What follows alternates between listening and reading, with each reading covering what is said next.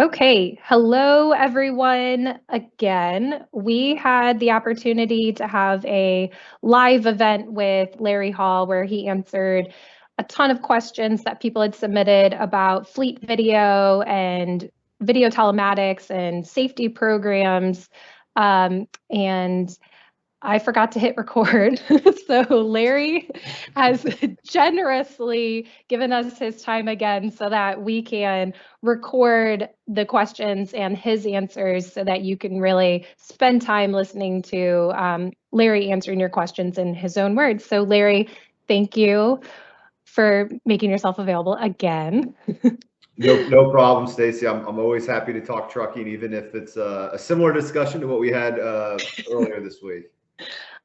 So I think it would be best just for everyone because we did have a lot of people who weren't able to make it that were very much looking forward to the recording.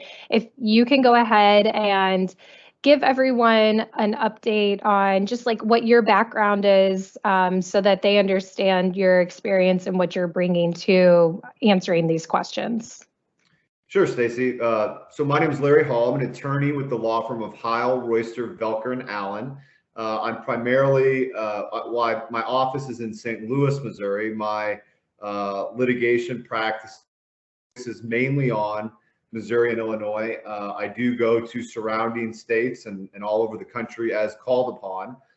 My practice is defending commercial motor vehicles with regards to accident litigation. I also consult with companies large and small on risk management, fleet policies, and procedure, as well as regulatory compliance. So I have a practice that spans the scope of what you all deal with on a daily basis. And when I talk about commercial motor vehicles, the traditional sense of that word is tractor trailers.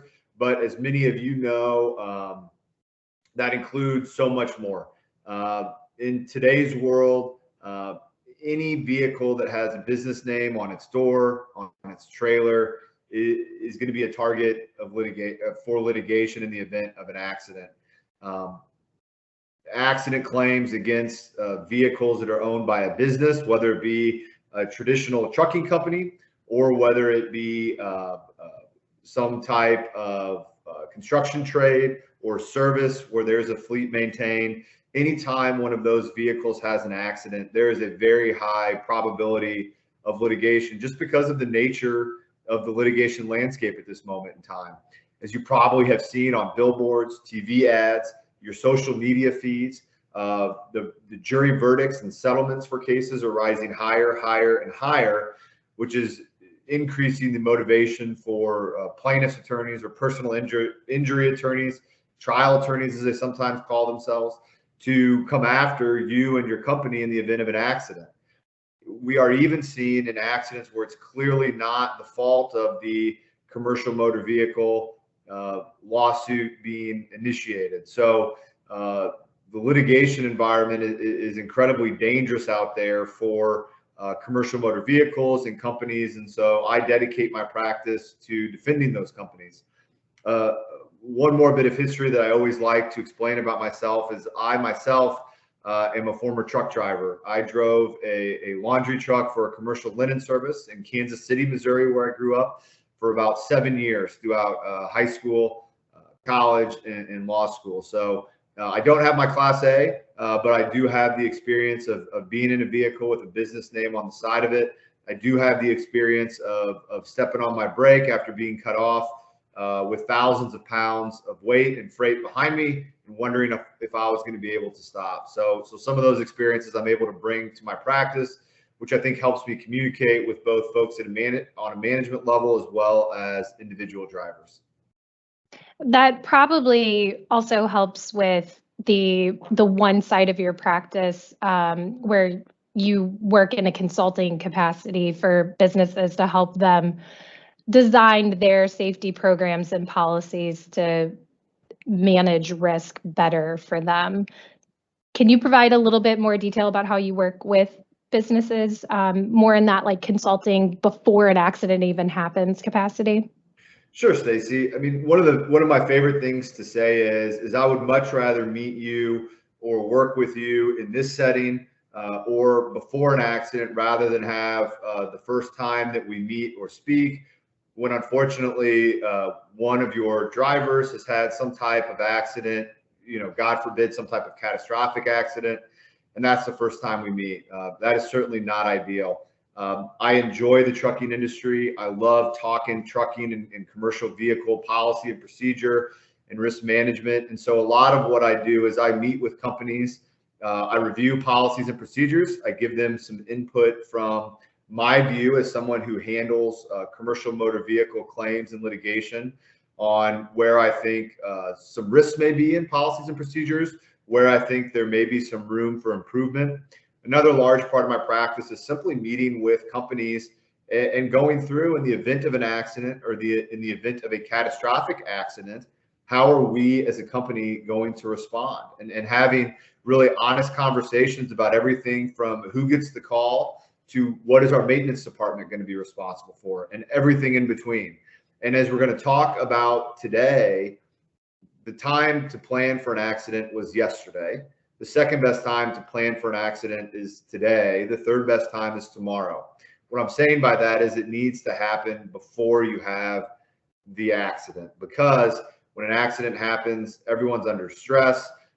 Everyone is having to make decisions quickly. It may be in the middle of the night for many of my clients and customers. So having a plan in place and knowing that that plan is sound and executing that plan is much less stressful, and candidly leads to much better outcomes than kind of flying by the seat of your pants once you get the call. So a lot of my practice is working with companies and just having really honest conversations about, okay, in the event of a catastrophic accident, who's going to get the call? What types of technologies do we have available to us that we need to be aware of, which we're going to talk more about today? What type of evidence are we obligated to preserve? What types of evidence should we preserve? What should we do with our driver? When should we engage counsel? When, how, and when should we contact our insurance company? All of those things are good things to talk about and have a conversation about in a constructive manner when we can think about things rather than immediately following an accident. Yeah, absolutely. Should all businesses, regardless of their size, regardless of their industry, be concerned about an accident, even if they think it might be minor, turning into a more aggressive case being litigated against them? Yeah, Stacey, I really think that's important. And if you take nothing else away from our time together today, there is no such thing as a minor accident. There is no such thing as a small accident. There is no such thing as an accident we don't need to worry about. I know that may sound ridiculous, and in candor, it probably is, but you would be amazed at the type of claims and litigation and demand and settlement amounts we see from incredibly minor collisions, including simple parking lot bumps. A lot of my work is with commercial motor vehicles and tractor trailers. And as you might surmise, even if you're not in that world, when you see them parked at rest stops, they're parked very tight together. And you would be amazed at the alleged fusion surgeries, back injuries, head injuries that are claimed even from minor parking lot bumps in those types of situations. So because of the nature of the litigation environment today, as a company, you need to remove the notion that there is anything such as a small or minor accident that we don't need to be concerned about. Now, is the scope of your response and how you respond going to vary depending on what's going on at the scene of the accident? If there's a fatality versus if no one's reporting an injury, sure. The type of response is going to vary, but that doesn't mean that we take our response any less seriously, or that we are any less diligent in preserving the types of evidence that I'm going to need as your lawyer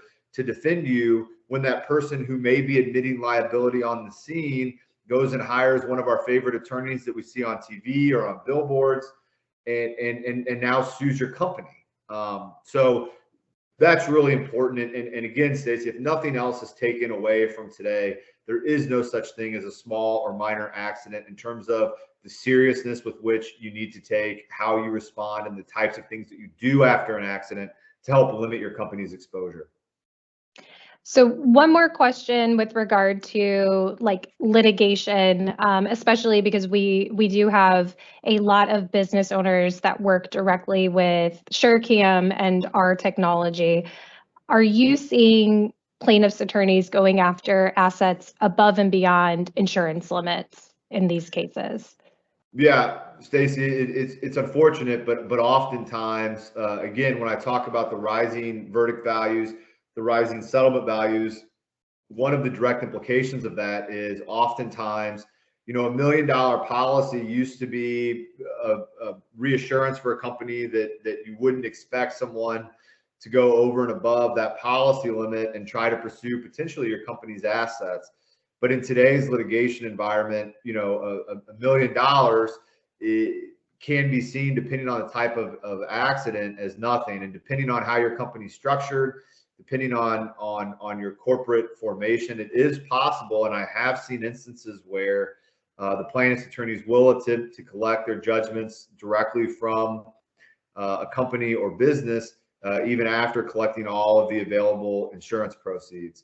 And so, again, what we talk about today and the things that you do immediately after an accident can have an immense effect on litigation, on the value of a case, and on how things go following an accident. And so, it's really important because of that everyone have their ducks in a row and be ready for that call in the unfortunate event that you ever get it, because it literally can be your business and everything that you've worked hard at risk, especially if you have a successful business and you've worked hard to build it. You may be even a greater target for a plaintiff attorney to come after and try and collect assets above and beyond the policy limits. So let's go ahead and roll into some of the technology questions.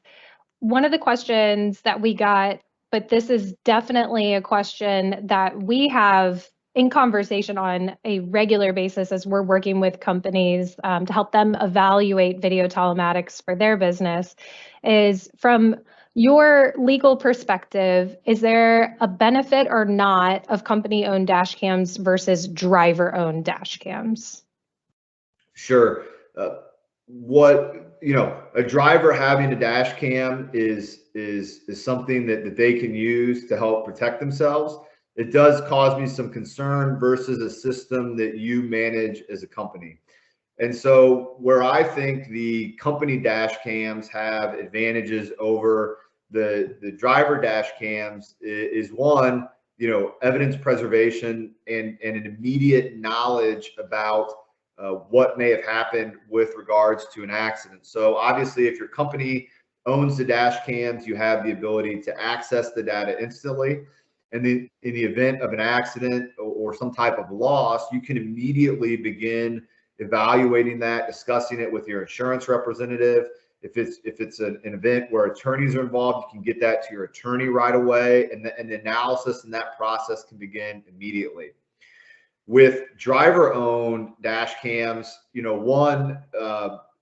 going to be a delay because the driver is unlikely to be able to get you immediate access to that dash cam. The other problem is I have seen instances where drivers make the decision that, oh, this is a minor accident, I don't need to save the footage, or they may not even understand that their dash cam isn't going to save the footage forever. And so an accident may happen today, we might not see a claim or litigation until 2 or 3 years later.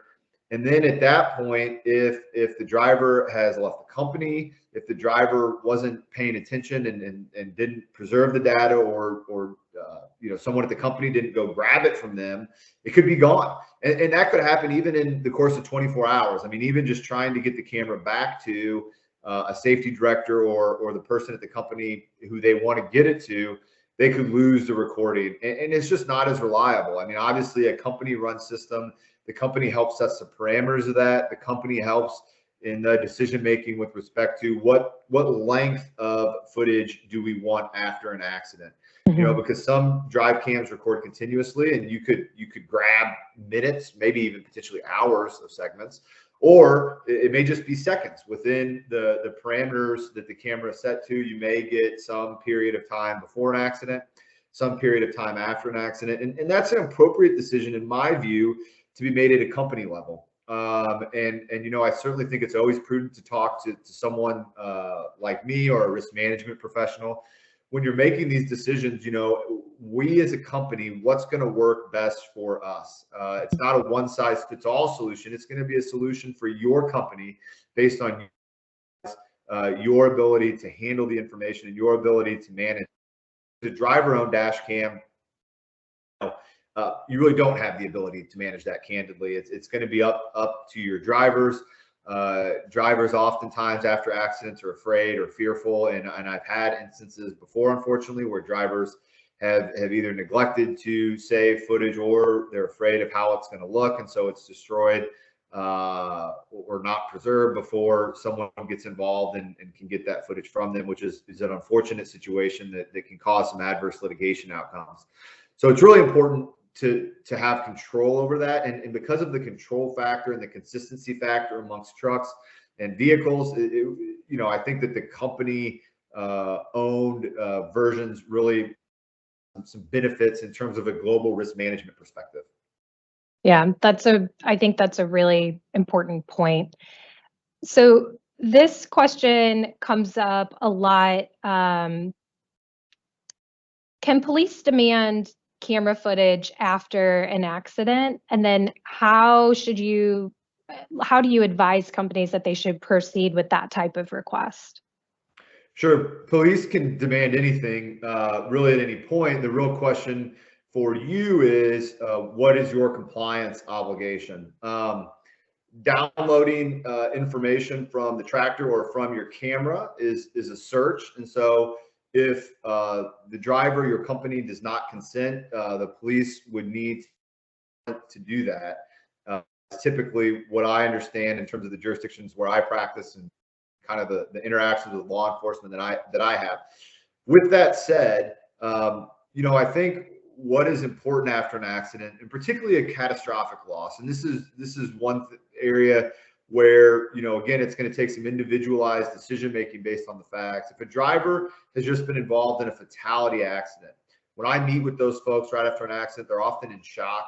They're often not providing, what I would characterize as coherent statements or versions of events about the accident. So after an accident, there's so much stress, there's so much anxiety, there's so many moving parts. What my recommendation would be, you cooperate with local law enforcement. Benefits of getting an attorney involved early is that I can begin to be the point of contact for law enforcement. And what my recommendation generally is, we tend to cooperate with law enforcement in all situations. I have never not cooperated with law enforcement, but we provide the footage. We provide the driver to get a statement after the shock from the incident has worn down, and we make sure that with respect to the video footage, we're providing accurate footage related only to that accident, and that we're not accidentally providing a bunch of additional events and things that aren't going to be related to that accident that could, if it's provided to law enforcement, it's then going to exist in a file that could end up one day through a Freedom of Information Act request or subpoena in the hands of a litigator who works for the other side. So, what I like to tell folks after an accident is breathe. You aren't obligated to do anything immediately. Take the time, review the video footage, make sure that you're getting the police or law enforcement agency what they've asked for, but not more than that. They don't need the entire footage eclipsed for that driver for the year or for months. If they've requested footage related to the accident, we'll provide them the footage related to that accident. If they want the driver to give a statement, that's oftentimes something I recommend doing in the days following the accident, after the driver has had a chance to calm down and gather themselves and have some coherent reflection on a version of events. We're all human beings, and when we're involved in some type of catastrophic accident, potentially if there's been some fatality or very serious injury, the overwhelming emotion from our drivers and from anyone is sympathy.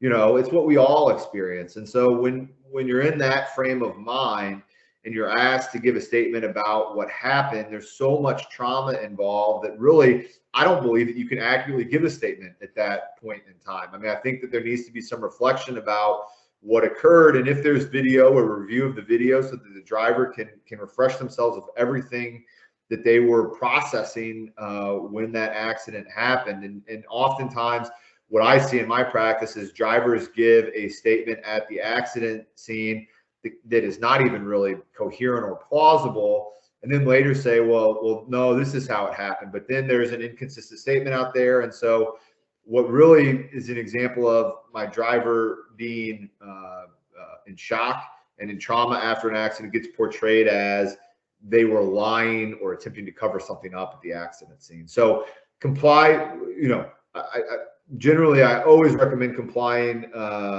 with law enforcement, but doing so in a time and space when you've reviewed the information and you're making sure that you are providing accurate information.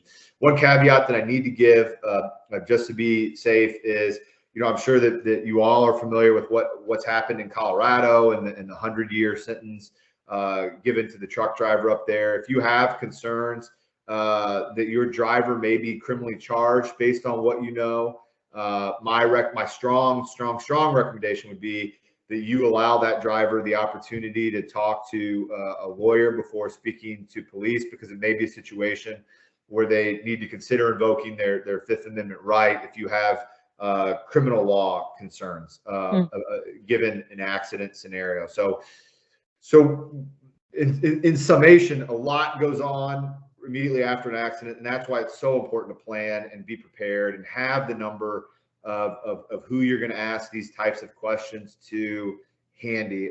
My cell phone is always near me. I'm available 24/7, 365 to my transportation clients, because this stuff happens 24 hours a day, 7 days a week, 365 days a year. And you need to have that guidance available to you and your company so that you can respond appropriately to protect your company, yourself, and your drivers. So no company is obligated to provide video at the accident scene to the officer that is investigating the accident and writing the report. And from what I understand, your advice is, if this seems to be a pretty serious accident, wait until an appropriate company investigation takes place to go ahead and hand over that video footage. Did I capture that accurately? Yeah, and I don't want it to be misconstrued as if there's something nefarious going on. Yeah. Oftentimes, what happens at an accident scene or what happens after an accident is you'll get the business card for the responding officer, and all I'm saying is take the time to review the information to make sure you're providing what's been asked for and not more, that you're providing accurate information, that you're not providing footage from some type of different event. And so I'm not even saying that there needs to be some large delay. I'm just saying there needs to be some intentionality with respect to the production to law enforcement in terms of making sure that you're providing accurate and complete information. And again, my experience is that immediately after an accident, there is not the ability for calm reflection to make sure that you're providing the officer accurate information. Because video is stored digitally and law enforcement officers are aware it has to be requested, there generally is no objection or problem with the 24-hour or 36-hour turnaround time after an accident getting the law enforcement agency the video footage. I've never had an officer have an issue with that. So we've certainly had customers that get into, a fender bender accident on the road, no injuries reported. The video alert comes in to, the manager reviews and is like, my driver was cut off. And either this has certainly happened, they take the video to the scene or they just send it directly to the driver while the officer is still on the scene. Do you have general thoughts on reacting that quickly when there don't appear to be injuries and there's certainly no one claiming injuries at that time? So again, what I'm saying is there needs to be the video footage needs to be reviewed, and you need to make sure you're providing the officer accurate information. If it's a situation where there's no injuries being reported on the scene, stress levels are likely to be lower. The task list for whoever is responding on the company side is likely to be less. And so, yeah, in that situation, I could very easily see a scenario, particularly if it's a he said, she said type of accident, you're able to provide it that quickly, and that will in turn into a favorable police report and avoiding citations and things like that. That can have incredible benefits for your company. And so absolutely, if that in that particular scenario, I would absolutely encourage that to be done. Again, and I want to be clear that nothing in what I say or my advice, I mean, there is no one size fits all for your company. There is no accident scene or accident situation that is exactly like another. I mean, it really is individual situations and individual accidents that need to be handled accordingly. And I think attending things like today, listening to me and considering kind of some overall guidance that I have, talking about it in your company, working with risk professionals is the best way to be prepared so that you can respond quickly to these things. And knowing who you go to, for instance, at SureCam to get your video footage right away, or how that's obtained and who has that, how it can potentially be sent to the driver on scene could be an incredible tool that could prevent a lawsuit or litigation that otherwise, if you get a bad police report, even if you had favorable camera footage, maybe there's a plaintiff's lawyer out there willing to take that case and sue your company. And even if you're ultimately successful, it's a lot of time, money, and resources that you're not going to recover. So what are you seeing with regard to case outcomes with the clients that you work with that have fleet video versus those that you're working with that don't have video of the accidents that are being litigated? So the ultimate trump card that video has is it's an objective witness to the events. So when you have video, the importance of the driver's testimony about the accident sequence is diminished significantly. The importance of the other person involved in the accident's testimony about the series of events is diminished significantly, because juries understand, if there's camera footage, that's what they want to see. They aren't really wanting to hear from anyone else about that, because they know that people's memories fade. There's always suspicions about people changing stories to suit their respective litigation goals. And so, cameras are an objective witness to things. And when we have footage of an accident, it's an incredible resource for me early on to evaluate a claim and let the company and any insurance companies involved know, hey, this is what I see early. This is my early evaluation of liability. And sometimes that can allow for favorable outcomes pre-suit or in the days following an accident before, formal litigation is initiated. So, early evaluation and attempts at early resolution, camera evidence is the objective witness. That's kind of the gold standard in terms of, hey, what really happened out there?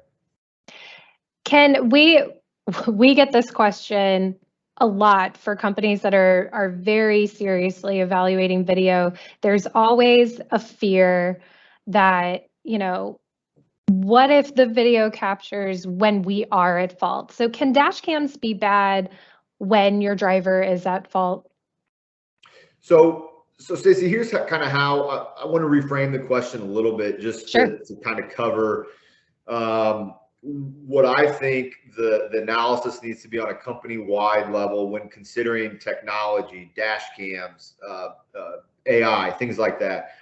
And I think what the analysis needs to be is, how can this as a company benefit us in terms of risk management, sure, but more importantly, in the training of our drivers and in helping our drivers institute safe practices that get them home at night to their families, that protect us from litigation, and that allow us to be a successful company. And so back to your specific question, are there instances where camera footage may capture my client or the company driver doing something inappropriate? Absolutely. That is absolutely a possibility. And I will say, a caveat to that is, I tend to find that companies that install cameras tend to have more professional drivers, and drivers who know that there are cameras on their vehicle and that they are monitored tend to have better behaviors and tend to be more professional than maybe folks who don't. So I think the risk of that isn't necessarily that high, but let's say that does happen and you have captured an incident on camera where your company and your driver is at fault. This is a situation I've dealt with multiple times. As an attorney who represents commercial motor vehicles and companies who deal with that, oftentimes what I'm able to do in that situation is reach a quick resolution of the claim before a lawsuit is initiated and we go down the road of depositions and discovery and things like that, because the lawyers that represent the injured parties and the injured parties themselves, if we as a company are willing to say, yes, this was our fault and we want to compensate you fairly for the injuries and your property damage that you've suffered, people are often open to having early conversations about that. And oftentimes we're able to resolve the claim early because the other side hasn't spent a bunch of money in terms of litigating the claim or emotional injury, being mad that the company has denied that they've hurt them in some way. And I think this is a good place to point out, when you see these hundreds of million and billion-dollar verdicts all around the country, those verdicts are not driven by sympathy.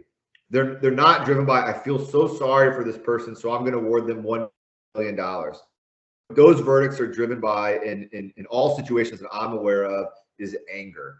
And the anger is, this company is unsafe, this driver is unsafe, and this company refuses to do anything about it, and they're not taking responsibility. So we're going to punish them with this verdict. So let's contrast that with an example where we have early camera footage. We know our driver's at fault. And from the outset of the case, we're litigating it from a position of, we are willing to accept responsibility for what we have done wrong. We just want to reach a fair and equitable resolution of the matter. And even if the matter is tried, even if the matter goes to court and is tried in front of a jury, there's not the anger, because we as a company, we are taking responsibility for our actions. What we seek from you, jury, or what we seek from you, opposing counsel, is simply a fair number so that everyone can move on with their lives. That's very different than contesting liability on a case. Initially, having a driver give some statement about how things happened, and then it turns out through accident reconstruction, through a cell phone video that you weren't aware of, that the driver has not told the truth or was somehow being inaccurate. That can really lead to a different outcome in terms of litigation. So are there potentially times when the dash cam footage could be bad? Absolutely. But that doesn't mean that it's not an effective tool in terms of attempting to reach favorable case outcomes. And again, I think the analysis when evaluating what's right for your company, and we'll probably talk about this a little bit more, is not how could it potentially hurt us in litigation, but how are we as a company going to be safer for our customers, for our employees, and for the general public. Yeah, absolutely. So getting into a couple questions about safety programs that people had, and this one was asked multiple times. What is your best practice recommendation for video retention when an accident does occur? Yeah, so this is a great question, because I've seen a number of companies burned on this issue. This might surprise some folks on here, but in Missouri, if you're injured in a car accident in 2021, you have 5 years to bring a personal injury lawsuit. So let's take the example like we talked about earlier. Your driver's on scene, very minor collision. It appears that your driver is not at fault. You as a company say, that's great, we aren't worried about it, driver's not at fault. Let's say the other party got a ticket. Our driver was given an attaboy or attagirl by law enforcement for doing a good thing, and we've forgotten about this. And then in 2026, we get a letter that person was in fact claiming that person was injured in the accident and has had 2 subsequent fusion surgeries on their back that they relate to this collision.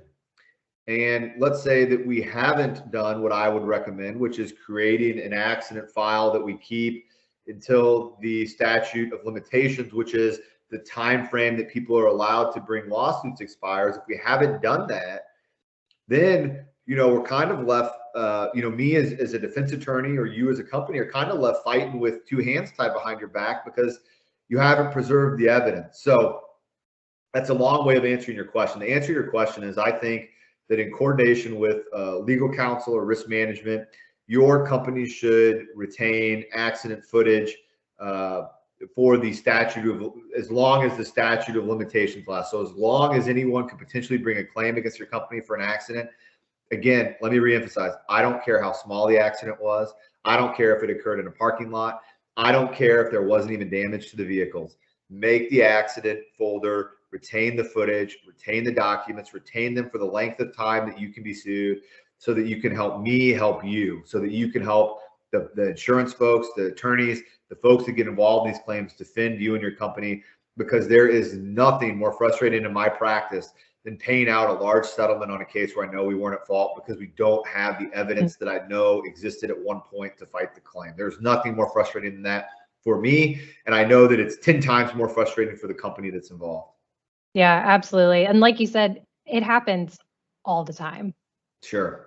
So what other pieces of information do you want businesses to collect and save in that digital accident folder to help you with potential litigation in the future?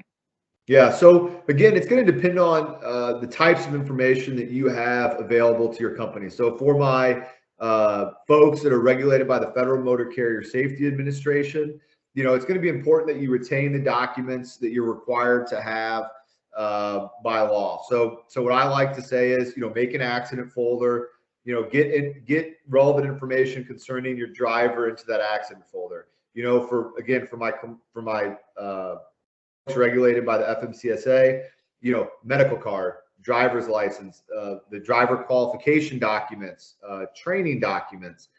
I recommend capturing some period of logs that you believe appropriate.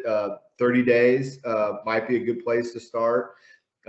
Dispatch records, maintenance records about concerning the equipment, the tractor and trailer, or whatever equipment's involved in an accident. And obviously at the top of that list needs to be, any type of camera footage, GPS tracking, anything that's gonna capture the movements of the vehicle needs to be preserved. So you need to reach out to all, not only are you preserving what you have in your files, but make sure that any third-party vendors that help you with logs or cameras or GPS or fleet management, make sure that those folks are aware we've had an incident and we need to retain evidence related to that incident. I think 30 days is a good place to start in terms of looking at what you retain with records.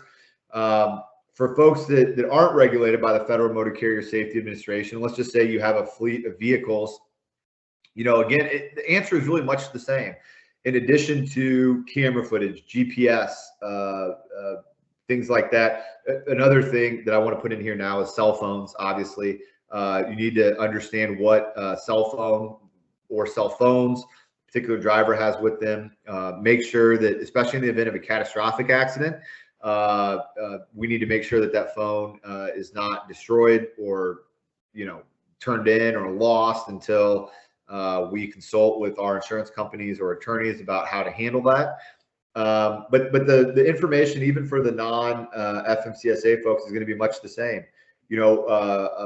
Information about our driver, training that we've provided the driver, our driver's credentials to operate the motor vehicle, the maintenance history of the vehicle showing that it's in proper working order. The driver's daily dispatch sheet or things evidencing that driver's work time, a clock, a time clock, a timestamp, just everything like that just helps. You have to think about the types of information that are going to be needed to defend the claim, which is again why I love having these conversations before we have the accident, when we can sit and think in a critical way. What types of information does my company have available to us that would be useful? Because depending on the size of your company, you're going to have different amounts of information available to you. And it's not necessarily determinative how much information you have. It's not always, more is not always better. It's an accurate understanding of what you have and retaining the appropriate information after an accident that can be used to defend potential litigation. So another question that had come through on sort of the safety programs as it relates to accidents, motor vehicle accidents, was the FMCSA only requiring drug and alcohol testing for certain types of accidents. What's your recommendation on drug and alcohol testing on all vehicle accidents versus only the ones required by FMCSA? Sure. So one thing that's important to know, and an important takeaway from this talk, is whatever your policy and procedure manual says, you need to follow. It is not appropriate to be making adjustments or changes or exceptions to your policy and procedure manual just because you've had some type of incident. So with that said, do I think that it's a good thing to drug and alcohol test folks after an accident to make sure, to eliminate that litigation risk, or like we talked about with the camera footage, understand that we have a situation early so that we can help address that. And then the second consideration, is for our company, is it something that we can practically do? If we say we're going to drug and alcohol test within 4 hours of an accident in our policy and procedure manual, but we have drivers scattered over 6 states, some in very remote areas, and you think about the time spent on an accident scene and whether you can get a company representative or some type of third-party provider that assists you with the drug testing, whether you can truly get that person drug tested within that scope of time. So there needs to be some practical considerations as well. The other caveat I'll give is as marijuana becomes increasingly accepted, legal across the country, that brings some complexity to these issues. Yeah. So again, drug testing never a bad, drug alcohol testing never a bad idea in my purview. But what's important is that you as a company consider the environments that you operate in, your access to your drivers, things like that. If you have drivers that are local, then maybe, there's no reason not to have that type of policy, because you're going to have access to your drivers quickly, or that you can get a company representative to them, within half an hour, let's say. Then maybe that makes absolute sense for you. But again, just need to sit down and consider it. I'm always a fan of drug and alcohol testing. I don't think that's ever a bad idea. If someone's hurt, it happens at the hospital anyways. So from a company perspective, I don't see a real downside in it. So I think it's something certainly to consider. So the big takeaway is really what you're able to uphold as a policy, as a business on a consistent basis, and having that guide what policies you have in place. Yeah, correct. The policy needs to be followed in every instance as much as humanly possible. So if you say that you are going to drug test after an accident, then you are, as a company, you are going to have to spend the time and resources to get a driver drug tested who has a very minor bump collision in a parking lot. And are you as a company in a position to do that? Is that something that you have the time and expense to do? Because again, unless it was a very unique parking lot bump collision, I'll call it, the drug testing probably would not be required by the FMCSA or done by even responding law enforcement, assuming you could get them to show up to a parking lot collision. Mm-hmm. And so, again, if your policy manual says we will drug and alcohol test after every accident involving a motor vehicle or while you're operating a vehicle, you need to live by that. And again, there is no minor or small accident. So that policy stands even for a minor parking lot collision. You're going to, if that's your policy, enforce it, do it. I think that's a great thing. I understand, though, it takes time and resources to do it. So think about it as a company and create a policy that you're willing to follow. So let's dive into some very specific dash camera, fleet video questions that were submitted. Is it better to have dual-facing cameras, or is it best not to have video of your driver? So this is a hot topic in the industry as a whole, and there's a lot of disagreement amongst people who I consider very intelligent folks in this space. And what I will say is, again, the analysis for your company is what information do we have the capability to digest and analyze and look at in a time sensitive manner and respond to and use as part of our training program. So what do I mean by that? I think the appropriate analysis when looking at what types of cameras make sense for your company is how are we going to use this as part of our safety program, not just what's it going to look like after an accident. And so if you have the capability to be reviewing dash camera footage inside and outside, I think that can absolutely be a very effective part of a safety program. Advantages of inward facing cameras, are hoping that you catch the bad behaviors when they can be corrected before you have an accident. So you don't even have to worry about an accident.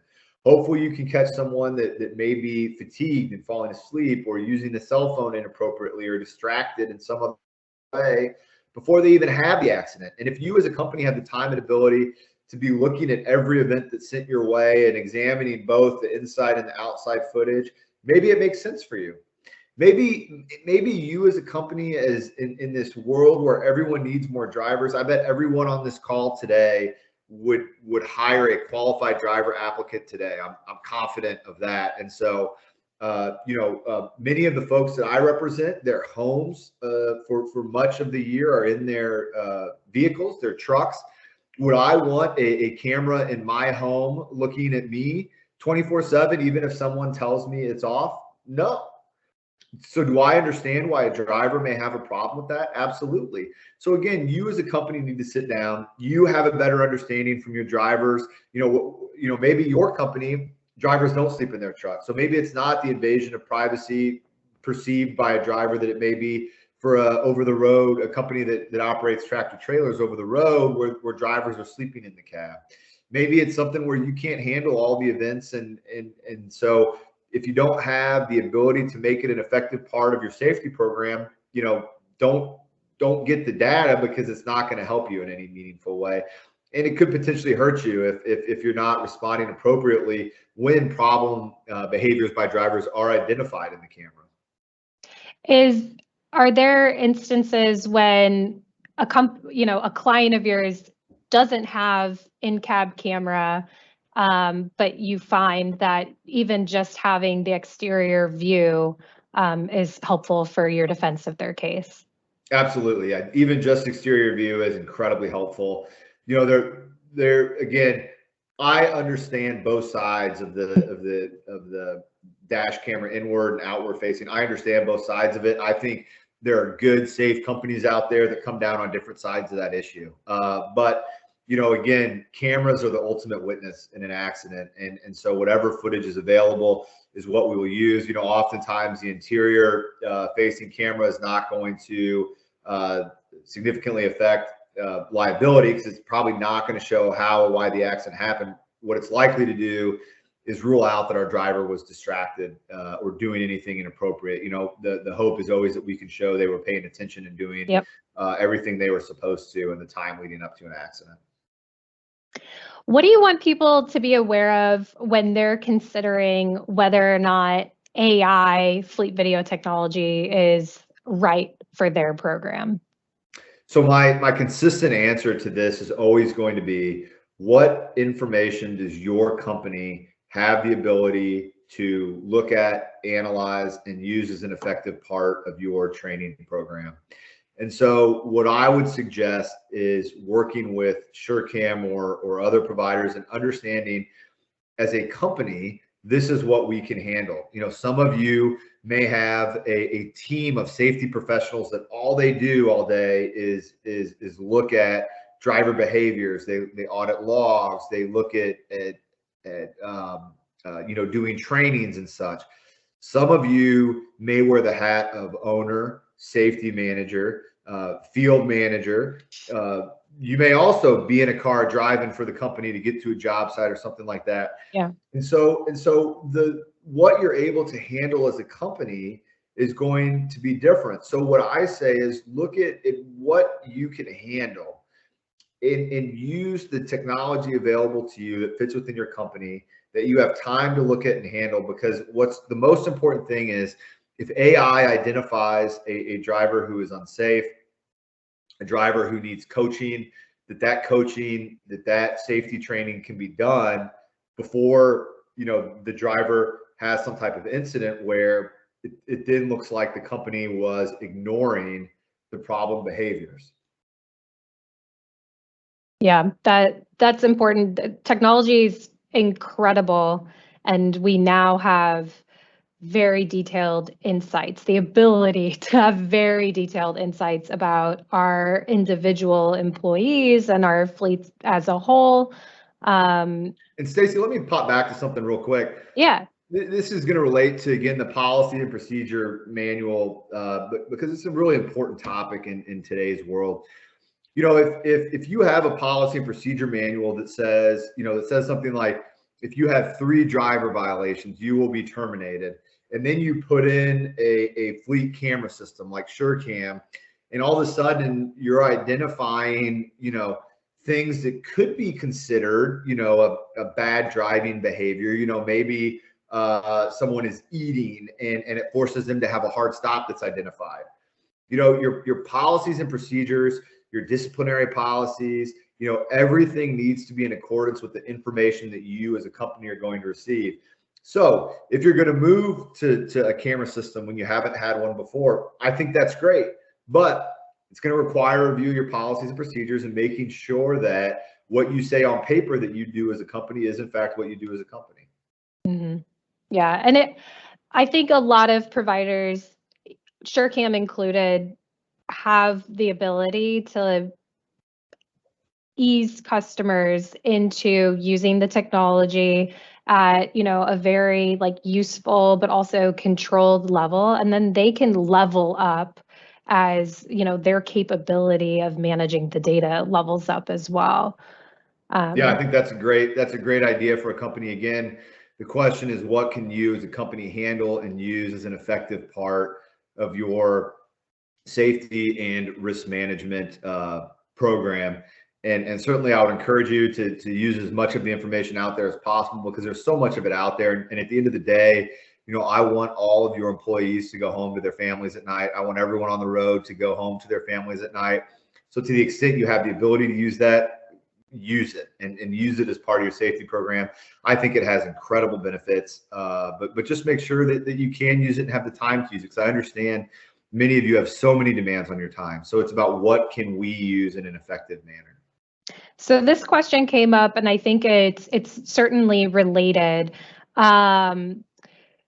There are technologies that are on the market that allow for automated coaching of, concerning driver behaviors that are captured by the camera and the telematics system. What level of coaching involvement do you advise when businesses decide to leverage an automated coaching program? And again, these are very closed loop. A driving, a behavioral infraction occurs, they receive, a notification that they may perhaps made a mistake, and there's, maybe video or some sort of quiz involved. That's considered coaching or training. So yeah, I think additional coaching and training is great. I think automated coaching and training is a good thing. My only caveat to that is if we see repeated behaviors, I think that probably needs to be addressed by some type of non-automated response from the company. The other thing that I will say is that automated coaching is not a reason to not, the event should be reviewed. Even if it's determined that automated coaching is sufficient, the event should still be reviewed to make sure as a company that you understand what occurred, and if automated coaching is appropriate, that's fine. But again, this is going to be one of those things where make sure you have the ability to not just rely on the automated system to do everything for the company. There still needs to be some review by the company. And again, if you're starting to see repeated instances within whatever window of time you've set, it probably needs to be addressed by more than just an automated coaching. But I think automated coaching is a great first step for a first-time behavior or kind of an out of the ordinary behavior. Maybe someone just had a bad day and and something happened on the road they didn't anticipate, probably serve as a great reminder to that driver. But again, it needs to be part of a comprehensive safety program. Is there anything, and we see this a lot, not necessarily with our customers, because we have both just like forward facing, road facing only cameras, as well as dual facing cameras, which allows you to have an in-cab view of cameras. But this question came through, and it is something that we actually have a lot in conversation with people who are moving from one provider to another. Is there anything people need to be thinking about when utilizing a disabled in-cab camera versus just going with a forward-facing only camera? So, obviously, if there is a function on the system that is disabled, in litigation, that can lead to some difficult questions in terms of why is that function disabled. And so, what I'll say about this, and what I say about the decision in terms of what level of technology you want to incorporate into your fleet is, make sure that there is a decision made that's not driven by litigation risk or the risk from lawsuits or fear. Make sure it's a decision that's made based on safety and based on what you as a company can handle, and be ready to express those decisions. And so if that decision's made, make sure that it's documented in some way. I think it would be appropriate to document the reasons why that decision was made. And that way, in the event that you have an unfortunate event and you get someone accusing you of trying to hide something or of doing something nefarious, you can say, no, the reason that we chose to disable the in-camera, for instance, the reason we chose to disable the in-cab view of the camera was because we met with a group of drivers that represents our drivers as a whole.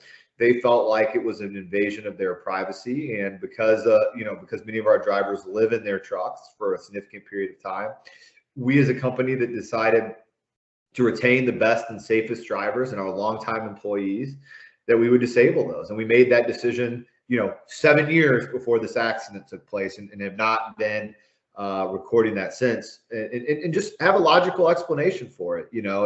That's what I would say. Obviously not something that isn't even on the truck kind of prevents that question. It's much easier to explain from a company perspective. Yeah, we just wanted forward facing because that's what we as a company felt was appropriate for our drivers. We were going to be able to use that in our risk management program, and our drivers had some concern about privacy issues, so we decided not to go with the in-cab view. I don't think that would be looked upon negatively. Mm-hmm. And there's certainly scenarios where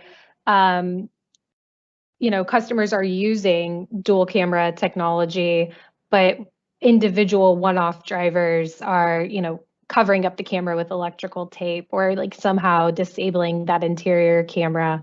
And I think that is probably more concerning from a litigation perspective than even turning all interior cameras off. Yeah, incredibly. If you have drivers that are using electrical tape or hats or whatever to cover up the in-camera dash while they're driving. Now there are some companies, and I don't think it's a bad practice, like if a driver is stopped for the night, they have some ability to put something over it to provide them a level of comfort. But if you're seeing images of drivers, if you're getting footage from incidents and drivers are somehow covering up the in-cab camera, that could really be a problem in litigation. Even in a case where it doesn't look like we have fault, that looks like the driver's hiding something and doing something that they shouldn't be. And so that's a major concern from a risk management perspective. So we have our final question. It came from someone in procurement that is evaluating video telematics for their company. The question was, what are the most important aspects of video telematics that they should consider? So again, the questions you need to ask yourself is, how can we incorporate video telematics into our company and into part of our safety program? How can we use video telematics, and what information do we want from telematics that's going to make our fleet be as safe as possible? Whether you're a commercial motor carrier that's operating all across the U.S., or whether you have 5 drivers that drive within a 10 or 15 or 20-mile radius. What can we use as a company that's going to help our drivers be safer, that's going to limit our exposure to aggressive and unfair lawsuits? What can we handle as a company that's going to make our company safer? So what I would say is identify the amount of time and resources that your employees or whoever's going to be managing the system has to invest in it. Determine how you're going to implement this as part of whatever safety and training programs you have for your driver, and make those evaluations not just at the outset when you decide to purchase the technology. Make those evaluations quarterly and determine, are we using the information that's being provided to us? Can we handle more? Do we think that if we get this additional information that we can be even a safer company? And so I think it's all about continuous evaluation and just looking into how does this technology, how can it fit into part of our safety program to make us be a better, safer company? That's great. Well, Larry, thank you so much for your time and sitting down with us again. No problem. Happy to do it. To answer everyone's questions. Is there a parting thought that you would just like to leave everybody with as they're thinking about this topic? Yeah, I mean, the parting thought is really this. There are no small or minor accidents in today's world for everyone that's on this call. The unfortunate reality is that if there is a business associated with the vehicle, they are under attack by folks looking to leverage large settlements and large verdicts, even in scenarios where the commercial vehicle is not at fault. So it's incredibly important that you at your company have conversations about how you're going to respond to accidents and incidents when they happen, who's going to be contacted, the evidence that you're going to preserve, and just be ready for it. Because again, the most frustrating part for me is when I know in my heart of hearts that a company and a driver are not responsible for an accident, but I can't prove it. And what does that mean? That means that I can't expose the company to risk, and that's going to drive the settlement value higher than I think it should be, because again, I'm trying to protect the company. And so have these conversations, think about these things before you have the accident to protect what you've worked so hard to build. That's what I want you to take away from it. There are no small or minor accidents in today's litigation environment. Treat every accident seriously and do what you need to do to protect your company. Awesome. Thank you, Larry. Thank you, Stacy. It's been a pleasure.